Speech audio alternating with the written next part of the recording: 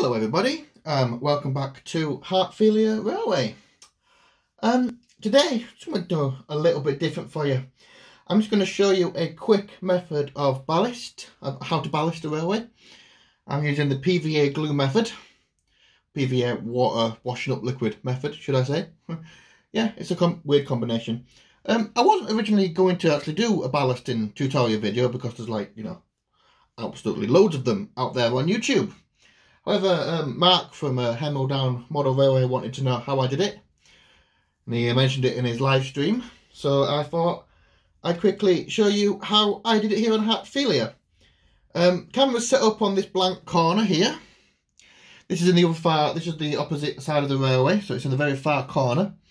It's where the wonderful arches and retaining wall is. And what I'm going to be doing is I'm going to be showing you how I do this little bit of area here. It's a bit delicate, it's a little bit out of the way. So it's going to involve a lot of me leaning over a lot of stuff. Oh, it's going to be funny. Especially on camera, because knowing my luck, I will mess it up completely. Hopefully I don't. So yeah, here's one for you, Mark. I'm going to show you how I do my ballasting. Show you how I get it all working as it is.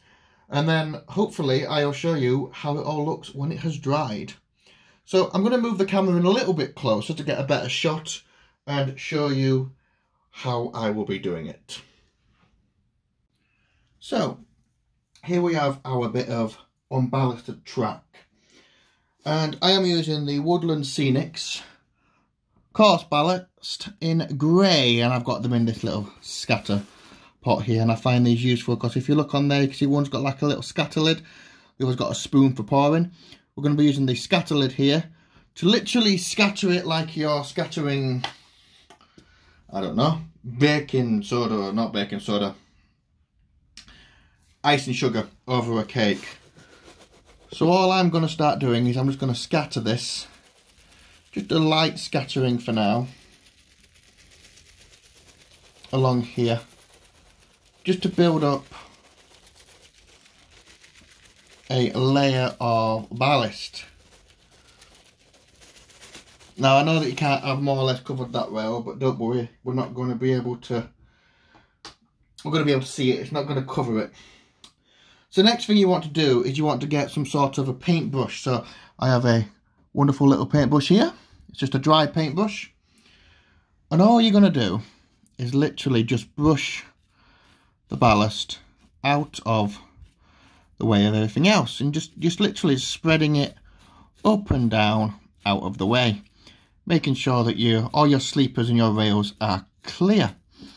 So if you just literally just brush it out of the way like this, it's a bit like you're doing an archaeological dig on that first scene from Jurassic Park, you know, where they're digging up the dinosaur and they're digging up the velociraptor, and they're all like, ooh, they'll start eating you when he's when you're still alive. Show some respect. Well, show some respect to the rails. It's like you're being a little bit of an archaeologist, and you're just literally just brushing it out of the way. So it's like you're uncovering the tracks, as if you're uncovering a dinosaur fossil from Jurassic Park. And I'm wearing a Jurassic Park t-shirt today, so that's a sudden idea where I got that from. So, like I said, I'm just going to continue doing this round here. And then any of the ballast that you see, you can just brush this up against the edge like here, to form like a little mound. And you can just brush it down gently. It's all about brush control really, is ballasting. And then when it comes to the middle bit, so all you have to do is just kind of just pat it back into place. I'm only going to be doing one rail for you. I'm only going to be doing one track for you, so you can see the difference. But so already this is looking a lot better. And you want to make sure that there's no ballast in the way. When it comes to doing stuff like points are very difficult because you've got to make sure that you've got nothing in between. So if you can see points here, you want to make sure you've got nothing like in here or in the sections here. And that can be a bit hard, and ballast can be quite fine. And this is just the way I've been doing it. There's plenty of tutorials online. There's really many different methods. It can be a little bit time consuming, especially with a larger layout. But I do find this sometimes a little bit relaxing. And I've experimented with a couple of different methods here at Heartfilia. and I found this one at the minute seems to be the best method for me. So it just seems to work. Now, I know we probably can't see, but back here I'm a little bit light on a little bit of ballast. So I'm just going to scatter a little bit more, just to fill in a few gaps, and it doesn't take an awful lot. Doesn't take an awful lot. Just going to push these over the other side of these rails, and then just build up my embankment here. It's all going to get glued into place.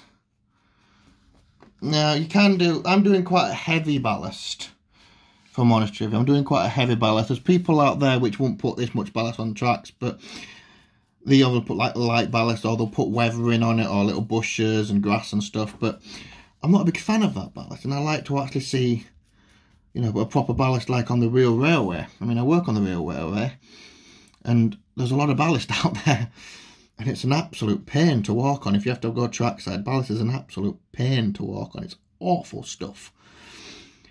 And it keeps the tracks down, obviously, by the stones interlocking with each other and providing a sort of like a cushioned bed. A cushioned bed for the track. Also absorbs sound and vibrations. It's magical stuff, really. It's magical stuff, really, when you think about it. It's just an absolute pain in the backside to model. So I'm just going over it very gently with this paintbrush. Like I said, just brushing it out, and you don't want many. Now, a lot of people will say when you're ballasting, you don't want any on your sleepers whatsoever. But if you go out on Britain's railways and you look out at the railways, you will find ballast on sleepers. It's a given fact. Because not all ballast stays down. It moves just like everything else. If you've got a 300-ton train or whatever going over a bit of track with a bit of loose ballast, that ballast is going to move. So if you have a couple of little bits of ballast on your sleepers, it doesn't really matter. It doesn't really matter. And also you can actually mix different colours of ballast. Now I'm going just for the grey here, but I know people can mix different colours to get like different shades and different gradients. Because not all ballast is one colour. But I just like the standard grey, to be honest with you. It's just simple and easy. It's nothing really that special. And I know that a few of the modelers that I know in particular like to actually, especially if you're modern era, like to put like diesel marks on it. And some people like to put scorch marks on it from where like diesels have dropped their fuel, or they've leaked oil, or steam trains have leaked coal or dust and stuff. That's more of a later thing. I'm just showing you how to get it down. So once you've got this done here, it's then time to do a bit of gluing. So I'm going to go prepare the glue. Right, so I've got my glue ready, all ready to go. So I'm just currently mixing my glue with the tail end of a paintbrush, because you need to mix it, because I'm using my scenic sprayer really, but I'm not actually going to be using spray, I'm going to be pouring it.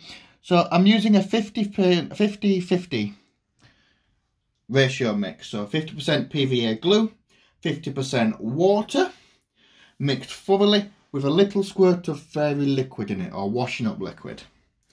Not to throw a particular brand out there. What the washing up liquid does, it's actually kind of clever. When it's mixed thoroughly with the PVA glue and the water, it allows the ballast to actually clump together and stay down. Cute little modelling trick. Otherwise, you might find that the ballast will spread when you're pouring it, or it might just not clump together. You might get lumps or big boulders of it, and you don't want that. You want a nice even. So it is quite a thick mixture. You've got to make sure that it is thoroughly mixed. You don't want it separated, so you don't want all the glue sitting at the bottom and all the water sat up top. And you don't want it too foamy either. And the reason why you don't want it too foamy is because if the Snoop liquid gets all foamy, it's not going to work. So all you literally do is you just literally lightly pouring this concoction over. Now don't worry about the rails or anything like that. If you just pour the glue on and let it soak through, you know, it will soak through, and it'll probably take a little while to dry. You let it run down. It looks like someone's had a little bit of fun on the railway. Looks a little bit wrong, but let's not talk about that because we are on YouTube. So you just let that go, and what you will do is eventually when this is all dried out, when it's all dried, it's literally just a matter of cleaning the rails, but this should soak through, and you want to make sure that your cork bed is nice and secured down, so that when it is secured, it's not going to warp upwards. I have had a bit of a problem where I've done different things before, and the cork bed's actually risen, so I've had to take the ballast off, and I've had to reset the cork, and I've had to reset all the track. It was a nightmare. And as you can see already, just for the few seconds that I've been talking to you about cork rising, most of the glue and the water is actually starting to sink down into the actual ballast. I mean, you could literally, if you want, just run your finger along like this just to help it and spread it a little bit more evenly. It will spread quite rapidly, and it's actually a wonderful little mixture, is this, because it works. It's probably the best thing that's worked so far. So I'm just going to finish off just on this little corner around here off camera where you can't really see, unfortunately, because of where the camera's positioned. Because I've positioned it in a way where you can see the most action. I'm gluing Alice down, he says. So once you've got it all kind of just set in like that, you want to leave it for a good 24 hours to dry. It is soaking in pretty quickly, and it'll take a while to soak in quickly. It's not a problem. In the meantime, if you want to just go around and neaten anything up, you know, just sometimes it does cause it to move. You can just use your fingers or a paintbrush just to. You're gonna get messy. There's no other way about it. You're gonna get messy when doing this. It's simple as that. So that's how I do my ballasting on Hartfield Railway. So there you go, Mark. There's a little video for you to show you how I've been doing my ballasting. I'm just going to take the camera off of my makeshift little holdy thingy that I've made and show you what I've done ballasting wise with parts of the railway. And most of it's still drying, so there's no trains running. And I don't want to really run trains on this right now. So I'll show you what other parts I've done and give you a quick update on the ballasting of the railway. So, as you can see, like I mentioned before, I have been ballasting around here. So we've done Order Station up to where we've just done in the little video. So that's where we've just done. So we've come all the way around here. This will be done another day, because I've got some stuff to go here. That signal box is not going to stay there. That's going to go back over here where the glue is. It's just out of the way. All this is currently just waiting to be, well, to be dried off, really.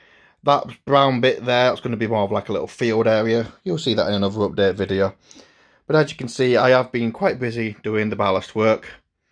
I've had a few problems with it, not going to lie. But overall, it's not looking that bad, is it, to be fair?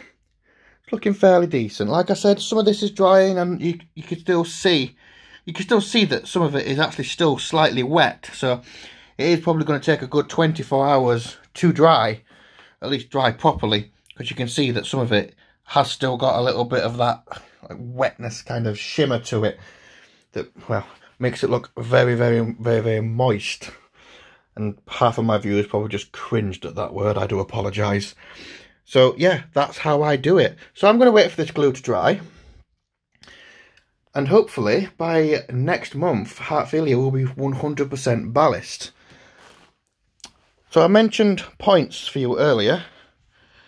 You can see that ballast can get in between the rails here. So my trick to get stuff out of there, it's really simple. You get a little tiny screwdriver and you just run it between the rails here and in the frog here. Make sure there's no ballast. See that's in there? So all you got to do is get that in out. Get a little screwdriver in there and get that out. Or if you've got fingernails, use your fingernails, which I don't have fingernails. So, to get that out, trusty Mr. Screwdriver comes into play and literally just slides it out like that.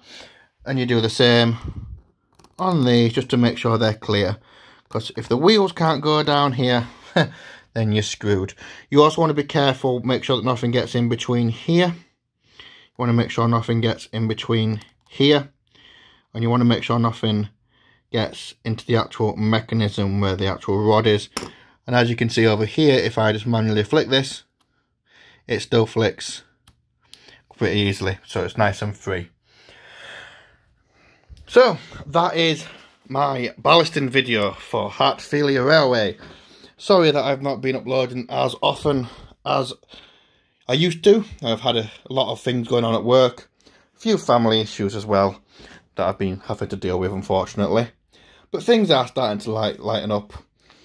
And since this is going out on the 31st of October, I want to wish you all a very happy Halloween. Remember to stay safe if you're going out trick-or-treating. Look after one another. Eat plenty of sweets and candy and all sorts of wonderful stuff. Take care, and I will see you next time.